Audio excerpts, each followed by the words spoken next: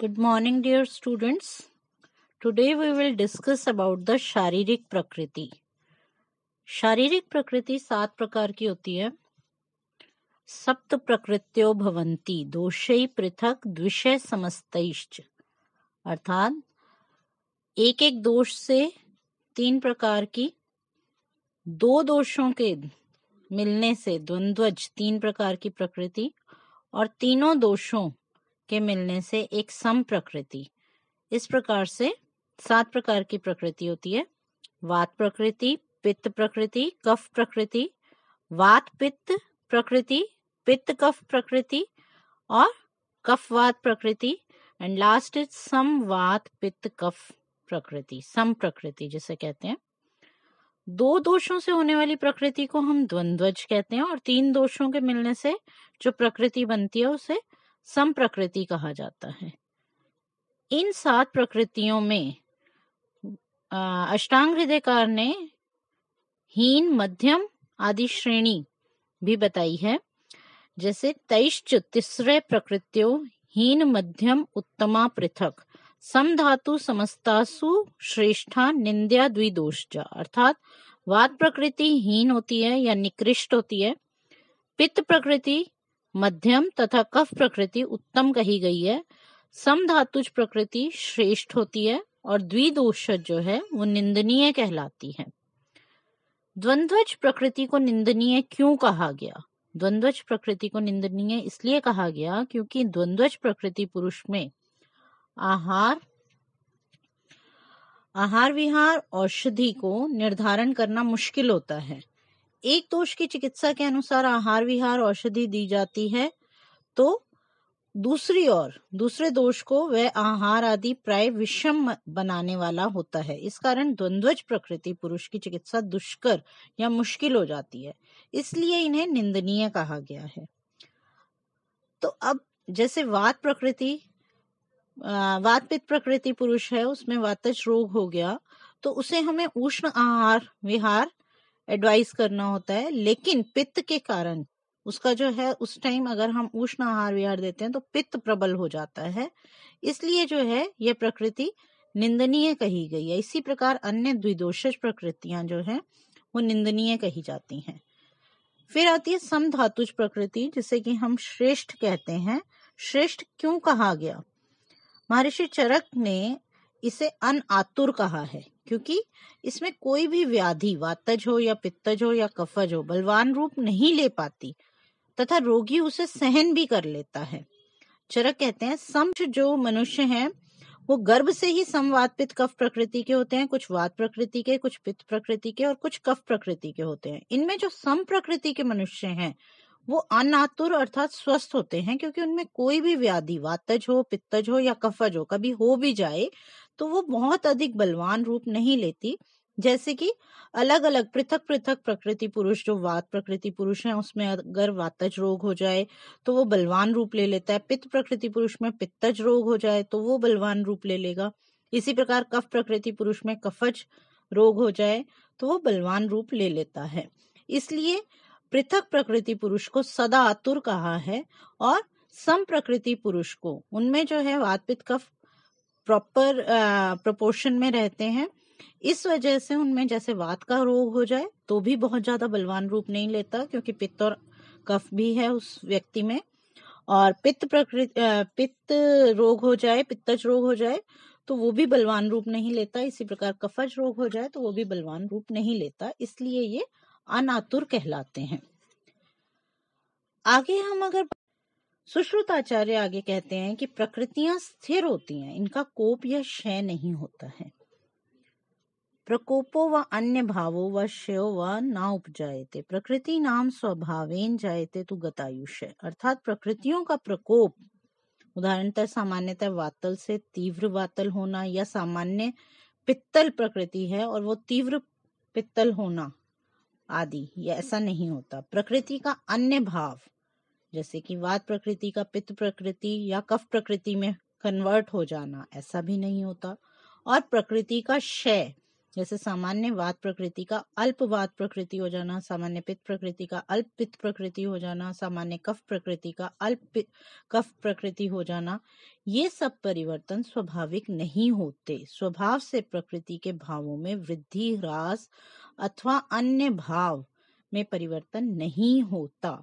इस प्रकार के परिवर्तन यदि हो जाएं तो उसे हम गतायुष कहते हैं। जीवन की वो अंतिम अवस्था होती है, यानी कि at the time of death चीजें जो हैं कन्वर्ट हो रही हैं, प्रकृति परिवर्तन हो रहा है, तो वो गतायुष है, तभी ये परिवर्तन दिखाई देते हैं।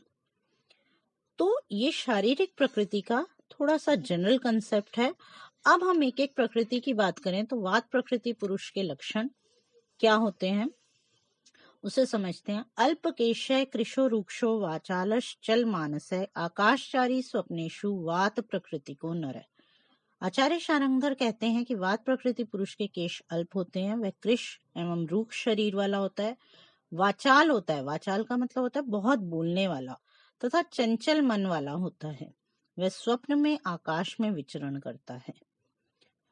महर्षि चरक आगे बताते हैं गुणों के अनुसार वात के जो गुण हैं, वात दोष के हमने गुण पढ़े हुए हैं, रूक्ष होता है, शीतल होता है, इस प्रकार लघु गुण है, चल गुण है। इन्हीं गुणों के अनुसार वात प्रकृति पुरुष में वह लक्षण दिखाई देते हैं। जैसे कि उन्होंने बताया कि रूक्ष गुण के कारण वात प्रकृति पुरुष रूक्ष, अपचित, अल्प शरीर वाला। अपचित का अर्थ होता है कम न्यूट्रिशन जिसे मिलता है, वीक बॉडी, लीन बॉडी।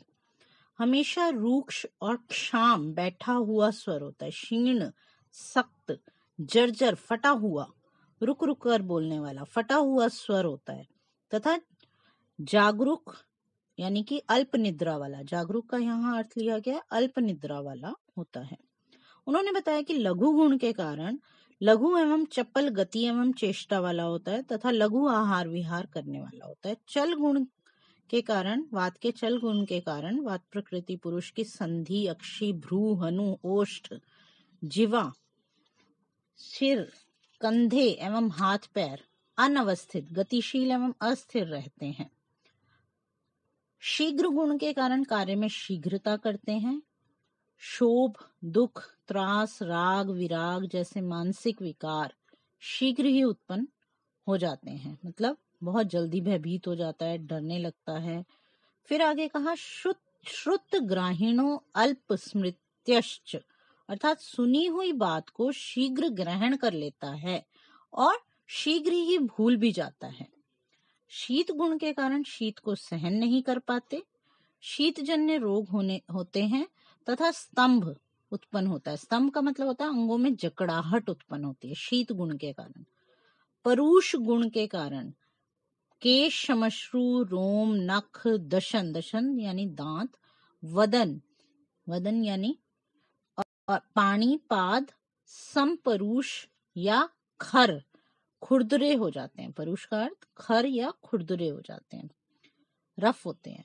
विशद गुण के कारण अंग प्रत्यंग स्फुटित, पल्सेशंस रहती हैं, संधियों से हमेशा शब्द उत्पन्न होता है।